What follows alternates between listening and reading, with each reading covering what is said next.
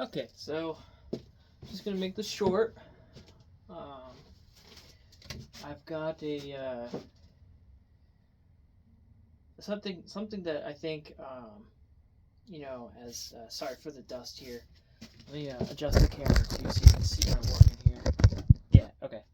Um, Something that sort of gets missed a lot, I think, when people discuss um, tool ownership and how do you um, get the best result? And there's all these options out there now, especially miraculously, it's fascinating as existed now that you can buy like a premium upgrade of a traditional model of hand plane. Um, I have my Stanley Smoothers, which are cast iron equivalents, but people are view these wooden models. This is a Stanley transitional. It's a very early Bailey pattern. Um, Before, I guess to give a bit of a history lesson, before Stanley was making hand planes, they were Stanley roll and level, and they had these. There's this tool maker named Leonard Bailey, whom everyone in that industry, uh, everyone was trying to make like like the perfect tool, and so that was what Leonard Bailey did. He made a bunch of hand plane designs. Originally, it was just a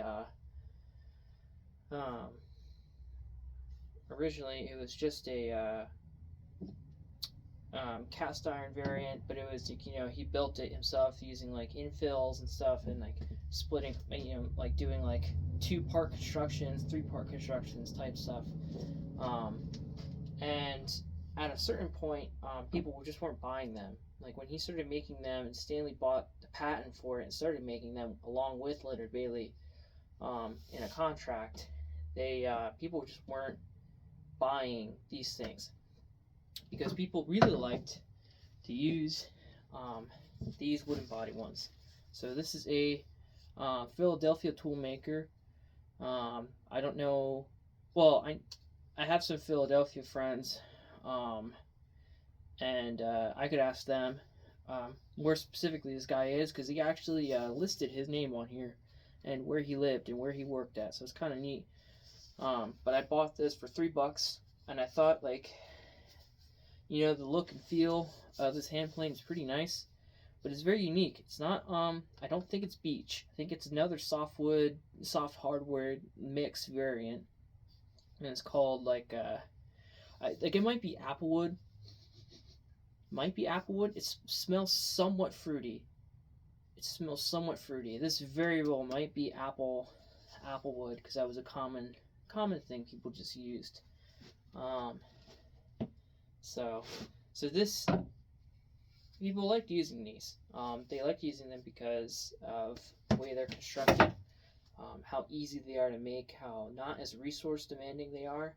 I think as the industrial age sort of entered its new stage, people started to adapt to these metal body ones. But actually, to be a little bit more historical accurate, these did not come out before metal body planes. They came out after metal body planes. So Stanley wasn't making good money with their hand plane sales. So they came out with this version. They have a jointer, they have a jack plane, and then they have a couple other variants. I think these are the bee's knees. People like to give them a bad rap because they're sort of like a cheap alternative because Stanley really just wanted people to get introduced to their adjustment mechanism here, which is what they advertise so much of. And I think people just sort of gave them, they gave them a bad rap. They were like, well, this is really stupid. No one likes them, and so that's kind of where it got thrown away here, um, which is a shame because it is a good. They do a good job with these things. They do So something that people can do actually with these is that if you're a woodworker who wants something a little bit more premium, a step up from this, they will take actually the metal body off here because it's just a cast iron body on a wooden bottom sole. They're a little bit more lightweight than your typical um, like Stanley metal hand planes. But the reason I made this video, I'm kind of getting off topic here. The reason I made this video is that you're going to see people suggest that you get a low angle smoothing plane. Get this, get this, get this. Like a lot of woodworkers have a little bit more access to money, disposable income. If you're a hobbyist woodworker and you want to get into this, you save up your money and you buy what's new. Getting used means that you have to do some of the work. If you go on eBay, I actually went to the flea market yesterday and I bought a couple plane irons. One of the things I discovered was that someone was selling a Stanley Bailey jack plane, and I was like, "Oh, cool! I love this. I have too many of them, so I couldn't justify it to myself buying it, but it was not a bad price. Problem is that it was so worn. The knob was, completely just like this knob here was like split, and it was so dried. The back handle was so cracked, and it was usable, but it was just I would not have bought it. Rest of the body was rusted, and it was just like in terms of if you could get it to be usable again, I don't think so. So that's the kind of like when you want to go with the cheaper options, that's what you have to be wary of. Is like tool restoration is seen as like a shiny metal, like bringing it back to life.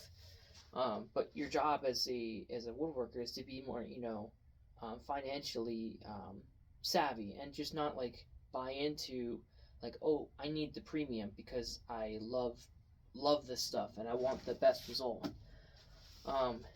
And so I come to Stanley's cheap options because these are probably a second grade down from your regular Stanley Bailey. Stanley Baileys are pretty, like, they do such an amazing job. But your wooden planes also do a good job too.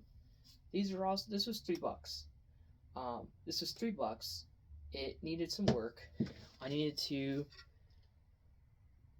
do a little infill piece here. I did it a little bit too. I made the gap here too big, but I think for what it's been performing, it's been fine. The iron needs to be.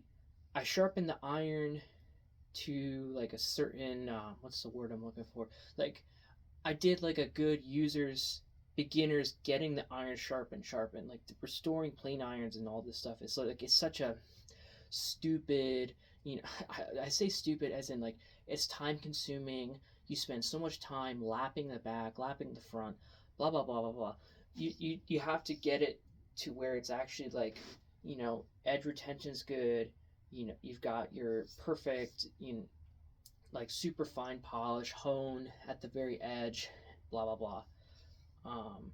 I don't mean to disparage that. I just mean that like it takes a lot more work to get an iron to working condition, especially because not Stanley. Something good that Stanley did was they introduced these thin irons that made sharpening like a million times easier, because they were thinking about it like, what's a good selling point for all of these? Well, you really don't need a thick iron for your hand planes. But these thicker ones actually have surfaced back up.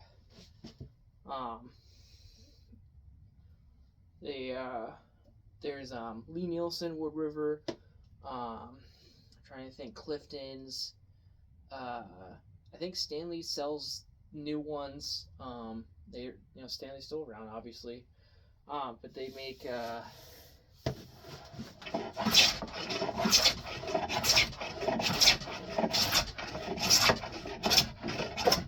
they make these new ones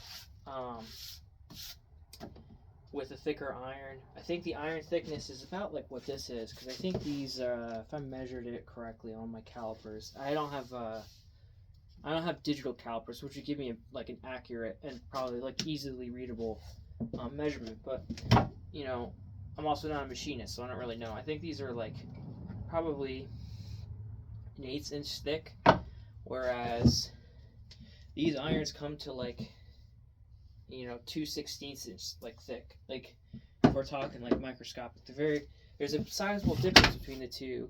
A lot of people didn't like the new Stanley irons because they thought that there was that your thicker iron was like a practical, like it meant it was tougher. That's not really true, and that Stanley ended up being vindicated on that front because for 100 or so years they were proven correct, that not correct. They were proven to be the right ones, and that you didn't need a thick iron, and so you could save a little bit more time and money.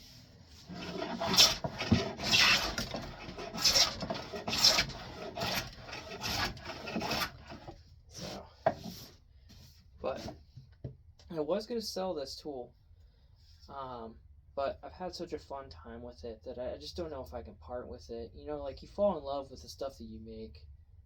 It's a romantics thing. I'm a sucker for a tool that I can love and use for a while.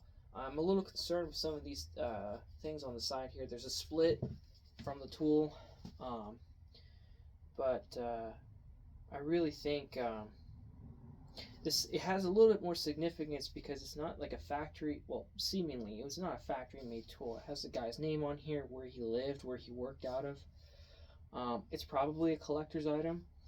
I've done my best to restore it, make a new wedge for it and all that. But, like, that comes with experience, your ability to make these things. And I think that when we don't confine ourselves to the idea that we have to buy, like, the most expensive tools to get the results we need, that experience can be a good, like, our experience with these things, and like, we need to preserve some aspect of these old tools. Like, I think that's a better way to think about things.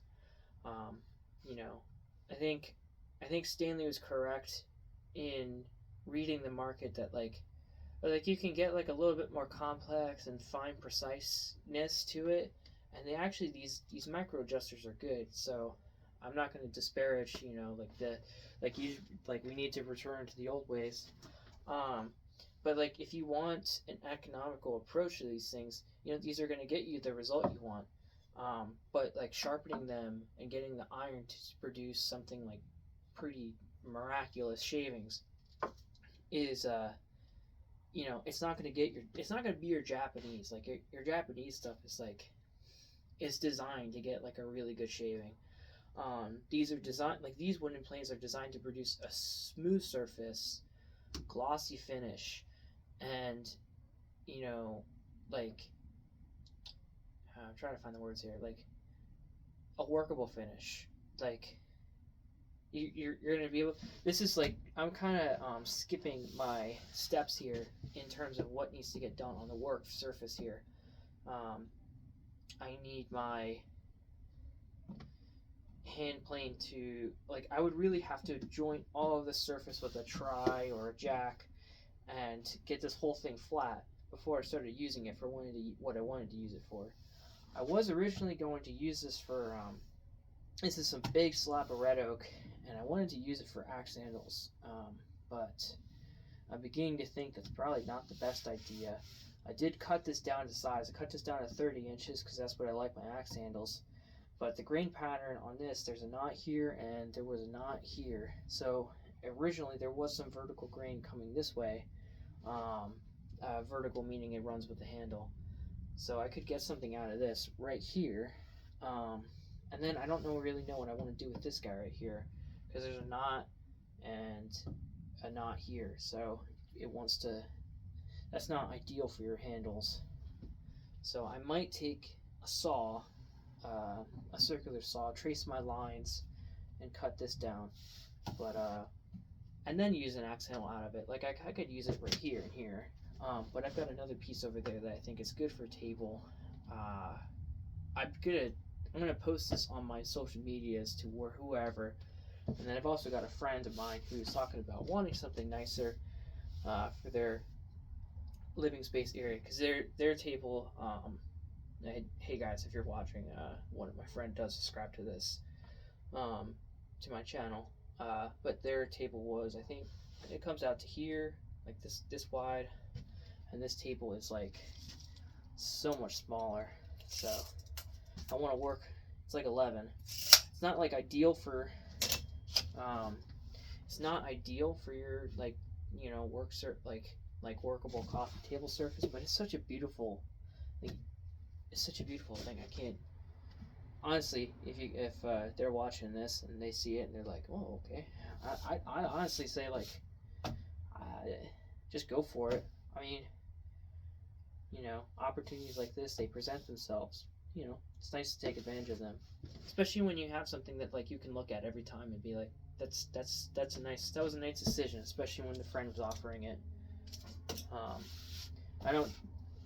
I haven't reached a point in my hobby career where I've decided to make money off of this, make sense of it, justify it to a sense, because I still work my job and I still don't like make this my job. So,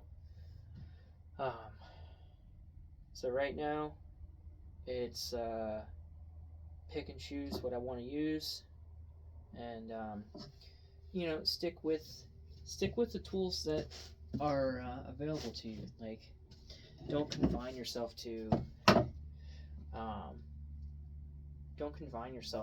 just limit your options in the world. I think you can find that these cheaper option hand planes still do a great job, especially these Stanley ones. I've found really good luck with these transitionals, I should say. Let's see here. Let's see. I want to get a good shaving before I end the video. Do you need to buy? Oh, that's perfect. Oh, that's beautiful. There we go.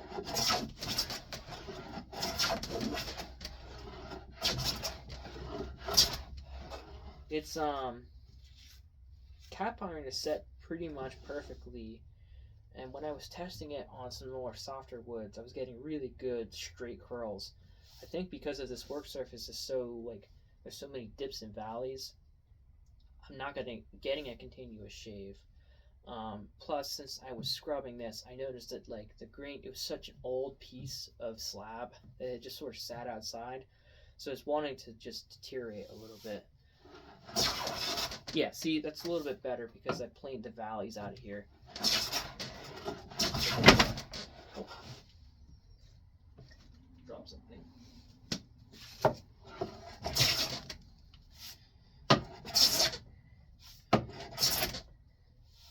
So, I think if I were to make this, make an axe handle out of one of these two slabs, it would be pretty nice, because I think red oak is a very nice surface. This might be red oak. This could be cherry. I'm not entirely certain, but I think it's red oak. He said it was oak. I choose to believe him, but it could very well just be cherry, because it's cream color. It's not quite oak, and oak has a, like, I have red oak, and it's not like this. So maybe I'll consider talking to my friends about their table options.